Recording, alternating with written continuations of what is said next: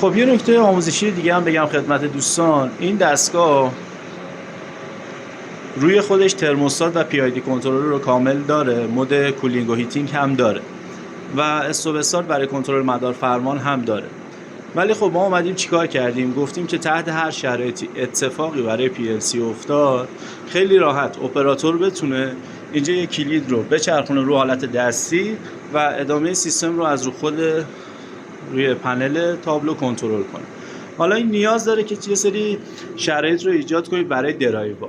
ببینید درایور رو حالت عادی روی شبکه دارن با PLC کار میکنن، ولی وقتی که شما کلید رو میچرخونید باید مود رفرنس فرکانس هم عوض بشه که اینجا ما دیجیتال اینپوت ها استفاده کردیم. یعنی شما وقتی که دکمه رو میچرخونید مود کنترل درایو از حالت شبکه به حالت آنالوگ برمیگرده که اینجا یه سری پتانسیومتر گذاشتن و یه سری مانیتورینگ برای آنالوگ خود رفرنس پتانسیومتر.